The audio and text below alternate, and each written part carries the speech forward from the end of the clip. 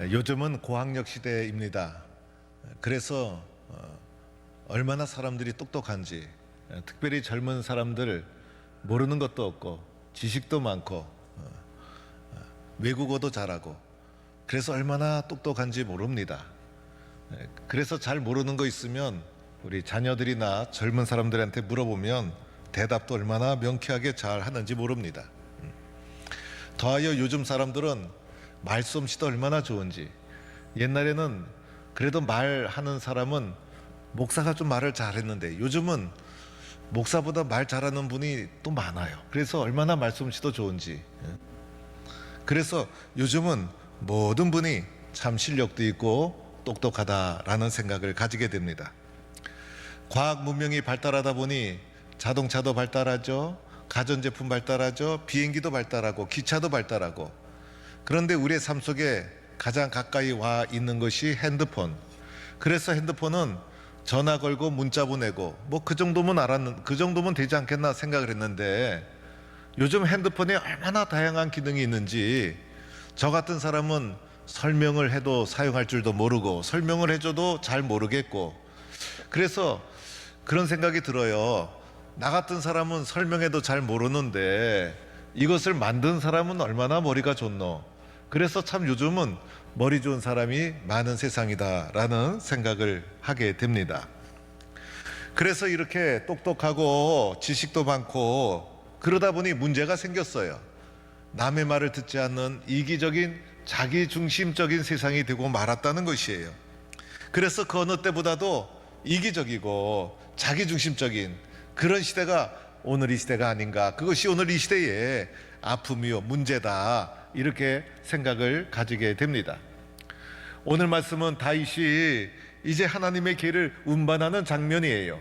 이 하나님의 계는 하나님 자신을 상징하는 거예요. 그래서 오늘 말씀에도 보면 그룹들 사이에 자정하신 만군의 여호와의 이름으로 불렀다, 이렇게 말하고 있어요. 그래서 이 하나님의 궤 자체가 하나님 자신으로 여겼고 하나님이 임재하는 것이었고, 그래서 오늘 말씀에도 보면 하나님 앞에서 나팔을 불었더라. 그래서 이것을 운반하는데 나팔을 앞에서 막 부는데 궤 앞에서 나팔을 불었더라 이렇게 하지 않고 하나님 앞에서 나팔을 불었더라, 이래서 이 하나님의 궤 자체가 하나님의 상징으로 하나님 자체로 받아들였다는 거예요. 그런데 이 하나님의 궤를 다윗이 예루살렘 성으로 이제 운반을 쫙 해 나갑니다. 예루살렘 성으로 이 하나님의 궤가 딱 들어가는 순간 이제 예루살렘은 명실상부한 정치의 중심이면서 동시에 신앙의 중심, 하나님이 임재하는 도성이 되고 마는 거예요. 그래서 이것은 하나님을 예루살렘 중심으로 모시는 사건이 되어서 다윗 왕조에 있어서는 엄청난 소중한 사건이 오늘 하나님의 궤를 예루살렘으로 운반하는 일이다 할 수가 있어요. 그래서 다윗은 이 하나님의 궤를 운반하는 일에 최선을 다하죠. 이걸 어떻게 소홀히 할 수가 있겠어요. 그래서 자그만치 3만 명을 뽑아서 이 궤를 운반하는 일에 동참하게 만듭니다. 엄청난 사람을 동원한 거예요. 더하여 한 번도 사용하지 않은 새 수레에 이 궤를 딱 얹히는데, 이 새 수레가 보통 새 수레였겠습니까? 그리고 나서 악기와 수금과 비파와 소고와 양금과 재금 등을 동원해서 이제 멋지게 연주를 쫙 해가면서 엄청난 정성을 다해서 하나님의 궤를 운반하게 된 거예요. 이렇게 국가적 차원에서 정성을 다해서 여호와궤를 운반하는 중에 나군의 타작 마당이라는 곳에 이르렀을 때 예기치 않은 사건이 일어납니다. 이제 이 수레를 메고 가던 소가 갑자기 걸음을 멈추고 미친 소처럼 날뛰기 시작하는 거예요. 그러자 이 수레가 뒤집어지는 듯하게 요동을 치면서 이 수레 위에 있었던 여호와의 궤가 이제 땅바닥으로 떨어지려고 하는 거예요. 그러자 이 수레를 끌고 가던 우사가 이 떨어지는 수레를 딱 궤를 잡아가지고 이제 막았다는 거예요. 그런데 우사가 하나님의 궤를 잡게 된 것을 가지고 하나님이 그의 잘못으로 진노하사 이렇게 말합니다. 하나님께서 그것을 잘못했다고 규정하고 그것 때문에 하나님께서 진노하셔서 하나님께서 웃사를 쳐서 이 웃사가 여호와의 궤 옆에서 죽게 되었다는 것이죠. 여러분, 이 사건을 여러분은 어떻게 이해할 수 있겠어요? 저는 성경에서 상식적으로 이해하기 힘든 부분 중에 하나가 바로 이 부분이다. 하나님께서 해도 너무하지 않았는가? 그래서 다윗은 이 사건을 겪고서 마음의 충격을 받아요. 하나님 이럴 수가 있어요? 그래서 분노가 속에서 탁 올라오게 되면서 아니 소가 날뛰어서 떨어지는 길을 붙잡은 것이 뭐가 잘못됐습니까? 그걸 당연히 붙잡아야 되는 것이지 상식적으로 생각해서 이해가 되지 않았던 것이죠. 그래서 다윗은 하나님이 나를 사랑하지 않는구나 이렇게 생각하고 여호와의 궤가 어찌 내게 오리요, 여호와 궤를 예루살렘 성으로 운반하는 것을 중단하고 포기하게 됩니다. 이런 일이 일어났다는 거예요. 우리는 이 말씀을 한번 잘 생각해 봐야 합니다. 사랑하는 성도 여러분, 오늘 왜 하나님이 이렇게 진노하신 것일까? 하나님이 진노하신 데는 이유가 있지 않았을까? 여러분은 하나님이 왜 이렇게 진노하셨다고 생각을 하십니까? 여러분, 오늘 이 말씀을 잘 살펴보면요, 오늘 다윗은 지극한 정성을 다해서 하나님의 길을 운반합니다. 그런데 다윗이 운반할 때에 자신의 뜻, 자신의 생각으로 최선을 다했다는 거예요. 그래서 3만 명을 동원한 것이고 아직도 사용해보지 않은 새 수레를 동원한 것이고 온갖 악기를 다 동원해서 떠들썩하게 요란하게 하나님의 길을 운반하고 있었다는 거예요. 그런데 중요한 것이 있었어요. 이 방법을 하나님이 원한 것이 아니었다는 거예요. 나의 열심보다 더 중요한 것이 있죠. 하나님의 뜻인가 라는 거예요. 내가 아무리 선한 의도를 가지고 정성을 다했어도 하나님이 원하시는 방법이 아닐 때에는 어떡하겠어요? 그래서 오늘 이 문제는요, 이 방법 자체가 하나님이 원하시는 것이 아니었다는 거예요. 하나님은요, 이미 하나님의 길을, 하나님 자신을 어떻게 대해야 하는가를 말씀해 주셨어요. 그래서 말씀해 보면 하나님의 길을 어떻게 대해야 되는지, 어떻게 운반해야 되는지 하나님은 이미 다 말씀해 주셨어요. 그 중에 하나가 하나님의 길은 제사장들이 어깨에 메고 직접 운반하라, 이것이 하나님의 말씀이었어요. 그런데 어찌된 일인지 오늘 다윗이 하나님의 길을 예루살렘 성으로 운반하는 과정 속에 다윗이 흥분을 했는지, 아니면 율법을 잊어버렸는지, 아니면 하나님의 말씀을 소홀히 여겼는지, 어찌된 일인지 이 모든 것을 무시하고 말았다는 것입니다. 그래서 하나님의 말씀과 관계없이 자기 열심으로 하나님의 길을 운반하게 되었다는 것이에요. 그러나 하나님은요, 하나를 해도 하나님 말씀대로 순종하기를 원하시는 것이 하나님의 뜻이라는 것을 우리는 기억해야 되는 것이에요. 아무리 3만 명이 나왔어도, 새 수레로 운반을 했어도, 그리고 아비나답의 아들 우사와 아효가 정성을 다해 운반했어도, 온갖 악기를 다 동원했어도 하나님은 그것이 하나도 기쁘지 않았다는 거예요. 나군의 타작마당에 이르렀을 때 소들이 갑자기 날뛰던 것, 하나님이 다 막으시는 것이었어요. 소들이 갑자기 날뛴 이유가 다 있었다는 것이죠. 더하여 우사가 하나님의 길을 다 손을 대고 막은 것, 불가피한 상황이었어요. 그러나 이 불가피한 상황도 원인은 다 잘못된 방법으로 이 하나님의 길을 운반했던 다윗에게 있었던 것이죠. 그러나 불가피한 상황 속에서 손을 대었지만은 이 부분은 바로 넘지 말아야 될 절대적인 하나님의 영역을 침범하고 말았다는 거예요. 사람이 보기에 아무리 화려해도 중요한 것은 이러한 과정 속에서 하나님의 말씀이 무시되고 있다는 것이었어요. 하나님의 뜻, 하나님의 말씀은 그만큼 절대적인 것으로 받아들여야 한다는 거예요. 오늘 사건은요, 잘못된 방법에 대한 하나님의 진노였다는 거예요. 나중에 오늘 말씀 11절까지 보았는데 12절 이하에 보면 다윗이 하나님의 길을 다시 운반하기 시작합니다. 이때는 맨 처음 운반했을 때와 방법이 달랐어요. 제사장을 동원해서 어깨에 메고 직접 운반하게 되고 6걸음을 갈 때마다 제사를 드리고 이전에는 제사도 없었고 여섯 걸음도 없었어요. 그냥 새수레로 빠르게, 그리고 자기 생각으로 운반을 하고 말았던 것이죠. 이 방법이 효율적인 방법일 수는 있지만은 하나님이 원하시는 방법이 아니었다는 거예요. 순간순간마다 최선과 정성을 다하며 하나님께 예배하고 제사드리며, 그리고 수레를 궤를 운반하게 됩니다. 그리고 다윗이 제사장 옷 에봇을 입고 맨 앞에 서서, 그리고 힘을 다하여 춤을 추며 이스라엘 백성도 함께 즐거워하고 환호하며 나팔을 불며 여호와께를 운반해 가게 되었던 것입니다. 이것을 통해 우리가 알 수 있는 것, 하나님의 방법대로 해야 한다는 거예요. 화려하게 나팔을 부는 것보다 말씀대로 순종하는 것이 더 중요하고, 요란하게 하는 것보다 하나님 앞에 무릎 꿇는 것이 더 소중하다는 것을 말해주고 있는 것입니다.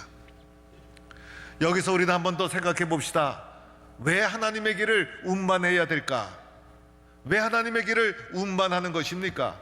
이 하나님에게는 하나님 자신이기 때문이었어요. 그래서 이 하나님에게가 예루살렘으로 들어감을 통해서, 예루살렘은 정치의 중심이 되는 것은 기본이고 신앙의 중심이 되고 하나님이 거하시는 거룩한 도성이 되어지는 것이죠. 이 모든 것을 복이라고 하는 거예요. 하나님이 계신 것이 복이에요. 다른 것이 복이 아니라 하나님을 모시고 하나님이 함께하는 것이 복이라는 거예요.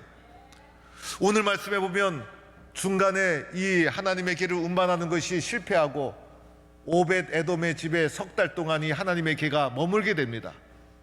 오벳 에돔은 가드 사람이었어요. 가드 사람 이방인이었음에도 불구하고 오벳 에돔의 집이 하나님의 궤 때문에 복을 받게 됩니다. 하나님은 우리에게 복을 주시는 분, 그래서 오벳 에돔의 집이 하나님의 궤 때문에 복을 받게 되는 것이죠. 내가 하나님을 믿는다는 것이 무엇일까? 내가 하나님을 믿는다는 것이 무엇일까? 마치 예루살렘 성 안으로 하나님의 궤가 운반되어 들어가듯이, 내가 하나님을 믿는다는 것은 내 마음속으로 하나님의 말씀을 운반하여 받아들였다는 거예요. 그래서 내 마음속에 하나님의 말씀이 있는 거예요.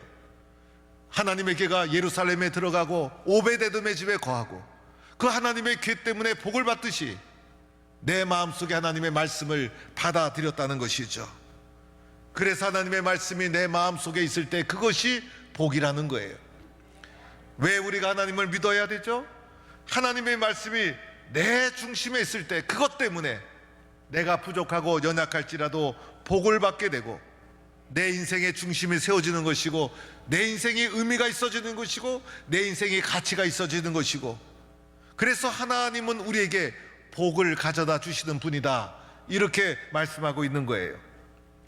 우리가 머리가 좋고 경험도 많고 똑똑한 시대에 우리는 살아가고 있어요. 우리 주변에 똑똑한 사람이 얼마나 많은지 몰라요. 그러다 보니 내가 좋아하는 것, 내 생각대로 내가 원하는 것을 쫓아가는 시대가 오늘 이 시대예요. 오늘 이 시대에 많은 사람들이, 학자들이 영성의 시대에 이렇게 말합니다.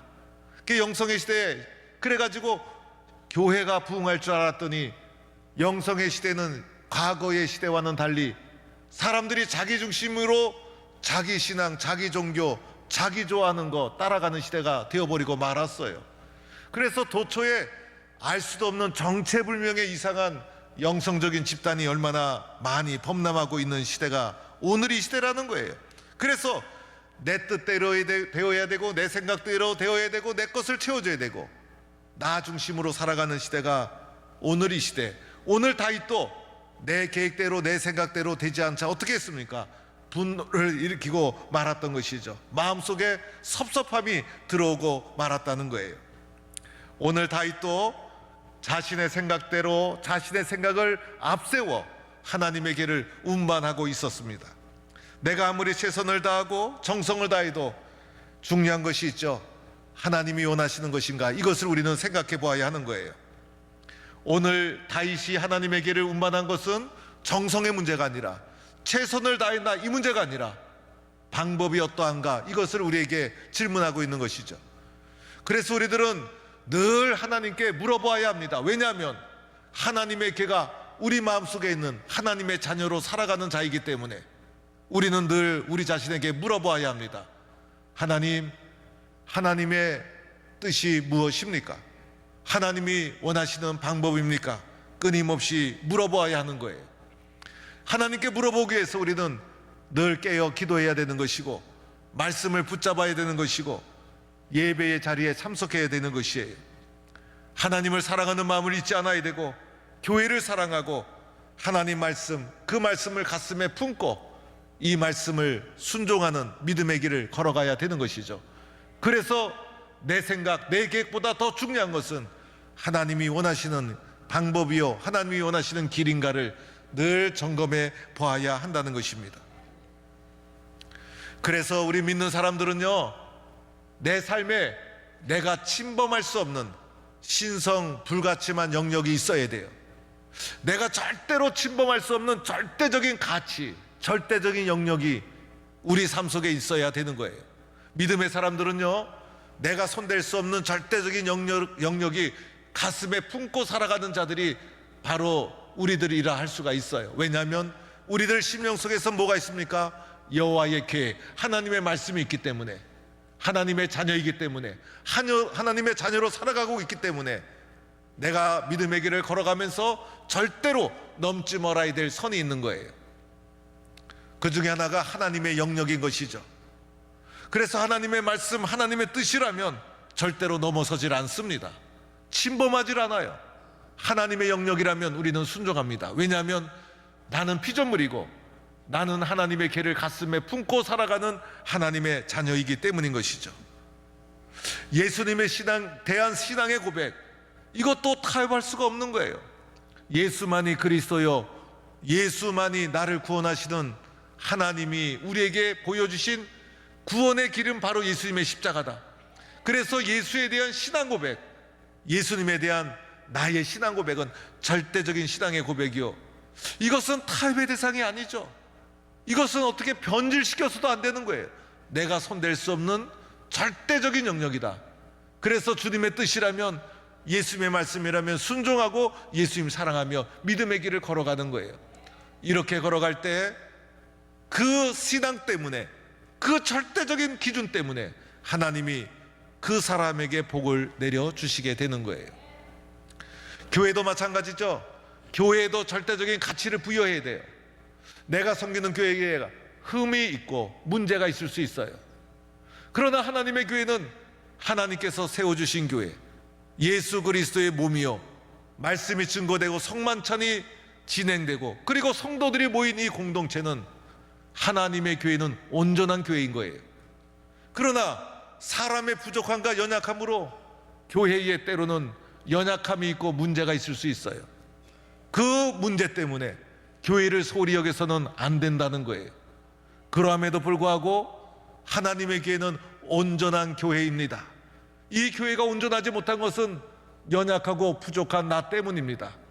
하나님의 교회에 성령께서 오늘도 역사해 주시고 인도해 주심을 믿고 절대적인 가치를 부여하며 내가 지켜야 될 예배, 내가 섬겨야 될 섬김, 봉사, 성도의 관계, 주의 종과의 관계, 말씀 듣는 태도, 기도하는 자세, 이 모든 것에 절대적인 가치를 부여하면서 섬김과 믿음의 길을 걸어가야 된다는 것이죠. 그래야 내가 복을 받게 되는 거예요. 오래전 얘기. 제가 아주 젊었을 때 들었던 얘기. 자동차 문화가 교회에 막 들어오고 한국 사회에 자동차가 많아지면서 제가 섬기던 교회 장로님 한 분이 좋은 자동차, 아주 좋은 자동차를 몰고 다니셨어요. 그런데 이분이 자동차를 탁 몰고서는 교회 주차장으로 들어오질 않고 멀찍이 골목에 자동차를 세워놓고 걸어서 교회로 오시는 거예요. 장로님, 왜 자동차를 교회로 안 몰고 오십니까? 장로님 생각은 이러했어요.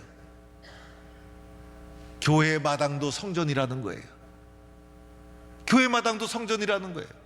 그래서 그 교회 마당에 어떻게 세상에서 몰고 다니던 자동차를 가지고 들어갈 수 있겠느냐. 물론 오늘 이 시대에는 좀 맞지 않아요. 그러나 교회를 생각하는, 성전으로 생각하는 자신의 절대적인 신앙의 삶의 원칙, 여러분, 귀한 마음 아닙니까? 이렇게 하나님을 생각하고 교회를 섬겼던 거예요. 이렇게 믿음의 길을 걸어갈 때 어떻게 될까? 부족하고 연약할지라도 오벳 에돔의 집에 복을 내려주셨듯이 하나님께서 예수 잘 믿는 나에게 복을 내려주시는 거예요. 교회를 섬기다 보면 가끔 이런 말 할 때가 있죠. 내 상식으로 도무지 이해할 수 없어. 내 상식으로 도무지 이해할 수 없는 거예요. 그게 믿음의 세계예요. 그리고 사람마다 상식이 다 다르잖아요. 이해할 수 없어도 교회의 덕이 되고 하나님의 말씀의 뜻이라면 순종하는 것이 선행되어야 하는 것이죠. 어느 목사님이 전도사 시절에 그 교회에 가장 힘 있는 장로님에게 여쭤봤다는 거예요. 그 장로님은 그 교회 헌금의 3분의 1을 담당하시던 분이셨어요. 헌금을 많이 내니 저 장로님 힘이 있겠구나. 그래서 전도사 시절에 잘 몰라서 장로님 찾아가서 당회에서 이런 것 좀 말했으면 좋겠다 싶어서 장로님께 부탁을 했더니 장로님이 난처해 하시면서 하시는 말씀이 나는 당회에서 말을 잘 안 하네 그러시더라는 거예요. 그리고 이어지는 말씀에 이 전도사님이 가슴이 찡했다는 거예요. 헌금을 많이 하든지 봉사를 많이 하든지 말을 많이 하든지 한 가지만 해야 돼. 세월이 지나고 나니 왜 그렇게 얘기했는지, 교회를 어떻게 생각했는지, 교회를 어떻게 섬겼는지 그 장로님의 말씀이 길이길이 가슴에 새겨지더라는 거예요. 예수 믿는 삶을 살아가는 우리들, 내 가슴 속에 하나님에게 주님의 말씀이 있기 때문에 내가 침범할 수 없는 삶의 원칙, 절대적인 삶의 가치, 예수 믿는 사람이기 때문에 그것이 있어야 되는 것이죠. 그래서 우리들은 주일이 되면 주일 성수하고 예배 자리 나오고 성김과 봉사기를 오늘도 걸어가고 기쁨으로 섬기고, 그리고 교회에서도 봉사직을 감당할 때도 끝까지 충성하고 최선을 다해 섬겨 나가는 거예요. 왜냐하면 하나님이 내 가슴 속에 계시기 때문인 것이죠. 종교개혁자들의 슬로건이 있었죠. 말씀이 가라 하는 곳에 가고 말씀이 서라 하는 곳에 선다. 말씀에 대한 절대적인 순종. 말씀이 가라 하면 가는 거예요. 말씀이 서라 하면 서는 거예요. 말씀이 순종하라 하면 순종하는 거예요. 말씀이 하라 그러면 하는 거예요. 내가 판단하는 것이 아니라 하나님의 말씀 앞에 나를 순종시키는 거예요. 믿음의 선배들이 교회를 섬기면서 하셨던 말이 있죠. 기도를 앞서지 말고 기도를 앞세워 가라. 기도를 앞세워 가야지. 기도를 먼저 해야지. 기도하지도 않고 자기 생각으로 세상에서 배운 것 가지고 큰 소리 치면 교회가 망가지잖아요. 그래서 늘 기도하고 무릎 꿇고 말씀 순종하고 절대적인 가치를 내 삶 속의 기준으로 삼고 하나님 앞에 이 길을 걸어가는 거예요. 우리는 하나님을 마음속에 모시고 살아가는 사람, 그렇죠 여러분? 그래서 세상이 변해도 절대적으로 침범하지 않고 순종해야 될 삶의 기준이 있는 하나님의 사람들입니다. 말씀과 기도를 붙잡고 살아갑니다. 예배와 섬김의 길을 늘 변함없이 걸어갑니다. 사랑과 봉사의 길을 걸어갑니다. 주님 뜻이라면 기쁨으로 달려가고 주님 뜻이라면 기쁨으로 순종합니다. 하나님이 그러한 자에게, 그러한 가정에 무엇을 주십니까? 은혜와 복을 주십니다. 하나님의 복을 가져오는 성도, 하나님의 복을 가져오는 성도, 하나님의 복이 흘러 들어가는 성도, 이러한 성도가 되기를 축원합니다. 오늘도 주일날 이렇게 교회에서 만나니 얼마나 감사하고 기쁩니까? 오늘도 마음껏 사랑하고 마음껏 축복하고 마음껏 섬겨주고 하나님의 은혜가 우리 모든 성도의 가슴 속에 가득하기를 간절히 축원합니다.